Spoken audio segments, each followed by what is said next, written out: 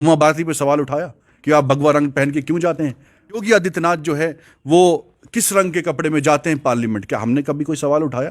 क्या किसी मुसलमान ने सवाल उठाया? उमा भारती पे सवाल उठाया कि आप भगवा रंग पहन के क्यों जाते हैं? दावे किए थे कि 370 हटेगा तो आतंकवाद खत्म होगा, तो कहाँ है आतंकवाद आज? आज चाइना का क्या मुकाबला आपने किया? हर रोज पाकिस्तान कोई ना कोई आतंकवादी घटना कश्मीर में होती है, तो क्या उस पर बात की आपने? क्या जवाब दिया उनको? स्टेटमेंट दिया होम मिनिस्ट्री ने पार्लियामेंट में। सिर्फ एक व्यक्ति ने कश्मीर में जमीन खरीदी है 370 हटने के बाद, एक व्यक्ति ने। कितने कश्मीरी पंडित आए 370 हटने के बाद? कितने कश्मीरी पंडितों को आपने रोजगार दिया? सिखों की बात भी होनी चाहिए, उनको आपने डिलिमिटेशन में कहां रखा है? इन 4-5 सालों में कोई नया रिक्रूटमेंट नहीं किया। अब अगर कोई नई रिक्रूटमेंट करते भी हैं, लेकिन ऐसा कानून लाया है कि उस पर पूरे देश के लोग जो है दावा करेंगे। अगर 10 पोस्ट ये निकालते हैं तो उसमें पंजाब से लोग आएंगे, महाराष्ट्र से लोग आएंगे, तो जम्मू का युवा कहां रहा? अनंतनाग का व्यक्ति जो है वो पुंछ कैसे जाएगा? 6 महीने आपका मुगल रोड बंद रहता है, तो उसने अगर एक सांसद से मिलना होगा तो वो क्या पैराशूट में जाएगा वहां पुंछ में? किया एक गवर्नर आता है, कुछ वादा करता है, चले जाता है, दूसरा आएगा वो कुछ वादा करके। तो इनको जम्मू कश्मीर संभालने नहीं आया। आप देख रहे हैं जेके चैनल और मैं हूं मोहिंदरजीत सिंह। जम्मू कश्मीर की राजनीति की बात करें, किस तरफ कौन सा मोड़ ले ले कुछ कहा नहीं जा सकता। वहीं जिस तरह से डिलिमिटेशन की बात करें तो दूसरी रिपोर्ट सामने आई, तो कहीं ना कहीं जिस तरह से कश्मीर के नेता सामने आए, वहीं अब जम्मू में भी कई बीजेपी नेताओं ने इस्तीफे तक दिए हैं। जम्मू कश्मीर का क्या कुछ हालात है, इस सब पे चर्चा करने के लिए इस समय हमारे साथ कांग्रेस के प्रवक्ता सलमान निजामी जी मौजूद है। सर, आपसे जानना चाहेंगे, बानीहाल से नई दिल्ली, तब में और अब कांग्रेस में क्या फर्क है? देखिए, तब और अब में ये फर्क है कि हिम्मत नहीं हारनी चाहिए। और मैंने उस रीजन से शुरू किया है जिस रीजन में हमें चारों तरफ पहाड़ दिखे, और पहाड़ के आगे भी कोई दुनिया है वो हमने देखी। और मैं भी जम्मू कश्मीर से हूं, और जब दिल्ली में इस वक्त मैं 10 सालों से हूं, तो जो युवा राजनीति में आना चाहते हैं उनको डर लगता है कि हमें आगे शायद एक्सेस नहीं होगा। इसलिए मैं उनको मैसेज देना चाहता हूं कि डर के आगे भी जीत है, तो आगे बढ़ने का काम कीजिए।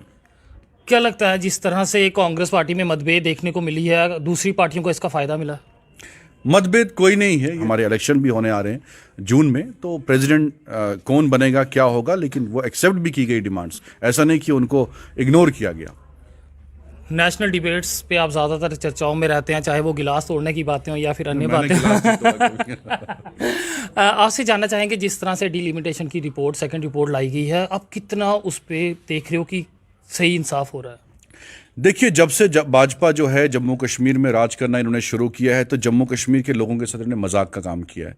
चाहे आर्टिकल 370 को हटाने का काम हो, यूटी बनाने का काम हो, हमारी नौकरियां छीनने का काम हो, हमारी ज़मीनें छीनने का काम हो, क्योंकि ऐसे कानून जो है देश की 7 ऐसे राज्यों में है। आप हिमाचल जाइए, आप आसाम जाइए, वहाँ भी बाहर का व्यक्ति जो है ज़मीन नहीं खरीद सकता। एक गवर्नर आता है, कुछ वादा करता है, चले जाता है, दूसरा आएगा वो कुछ वादा करके। तो इनको जम्मू कश्मीर संभालने नहीं आया।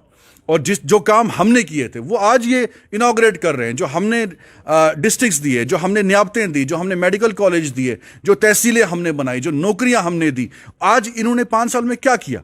सिर्फ तोड़ने का काम किया। लद्दाख को अलग कर दिया। जम्मू कश्मीर जो है आज डिलिमिटेशन लाया।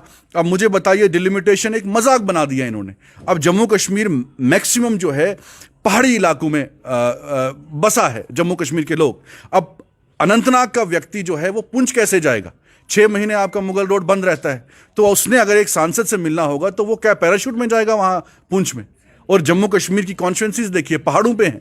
पहाड़ का व्यक्ति जो है 4 पहाड़ क्रॉस करके अपने विधायक से मिलने जाएगा। तो ये मजाक है, ये एक शगुफा छोड़ते हैं मार्केट में कि भाई लोग जो है विकास पे बात ना करें, नौकरियों पे बात ना करें। जम्मू कश्मीर में आतंकवाद का क्या हुआ? जो दावे किए थे कि 370 हटेगा तो आतंकवाद खत्म होगा, तो कहां है आतंकवाद आज?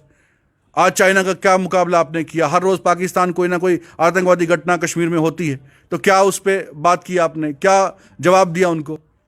तो डिलिमिटेशन भी जो है वो एक शगुफा छोड़ा गया ताकि लोगों की अटेंशन को डाइवर्ट किया जाए। अगर इस समय सबसे ज़्यादा कोई परेशान है वो युवा है। बॉर्डर बटालियंस की बात करें तो बेटियां डंडे खा रही हैं, वहीं CISF, PSF या फिर SPOs की बात करें या फिर डेली वेजेस की बात करें, हर कोई नाखुश है। एक सपना दिखाया गया था, क्या लगता है वो सपना पूरा हुआ?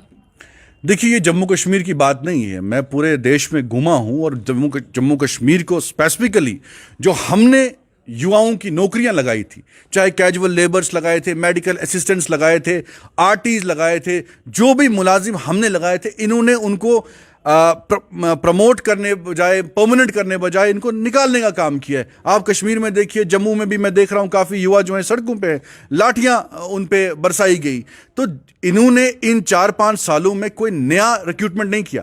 अब अगर कोई नई रिक्रूटमेंट करते भी हैं, लेकिन ऐसा कानून लाया है कि उस पर पूरे देश के लोग जो हैं दावा करेंगे। अगर 10 पोस्ट ये निकालते हैं तो उसमें पंजाब से लोग आएंगे, महाराष्ट्र से लोग आएंगे, तो जम्मू का युवा कहां रहा? अब ये दावा करते थे कि भाई कश्मीर में देखिए आप इन्वेस्टमेंट करेंगे, बाहर के लोग बसेंगे, वहां शादियां करेंगे, क्या क्या इन्होंने स्टेटमेंट दिया होम मिनिस्ट्री ने पार्लियामेंट में। सिर्फ एक व्यक्ति ने कश्मीर में जमीन खरीदी है 370 हटने के बाद, एक व्यक्ति ने। कितने कश्मीरी पंडित आए 370 हटने के बाद? कितने कश्मीरी पंडितों को आपने रोजगार दिया? सिखों की बात भी होनी चाहिए, उनको आपने डिलिमिटेशन में कहां रखा? एक एसटी आपने एक सीट बढ़ाई उनकी, वो तो चल ही रहा था।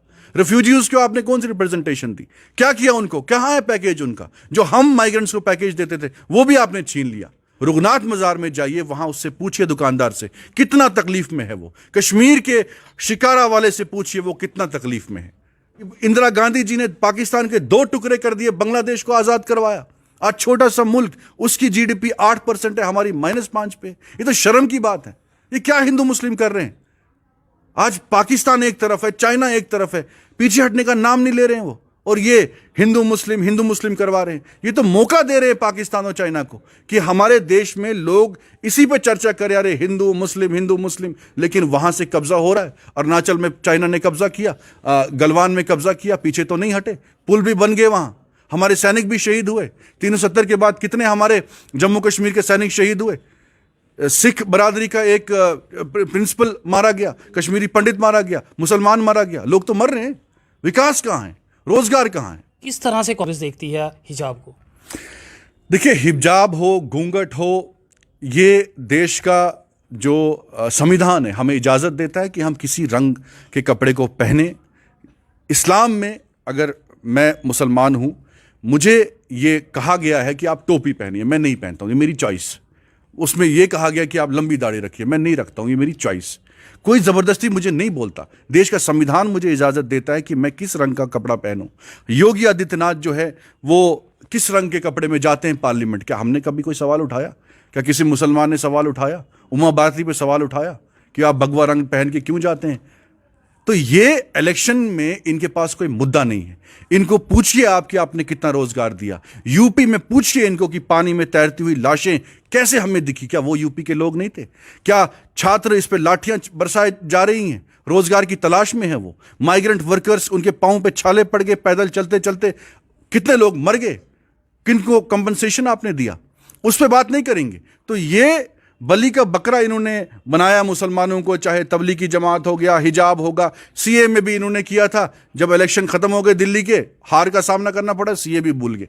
2 साल पे कोई चर्चा नहीं होती। अब यहां डीडीसी का इलेक्शन था, रोशनी स्कैम लाया, आज क्यों नहीं चर्चा होती रोशनी स्कैम पे? 2 साल से भूल गए।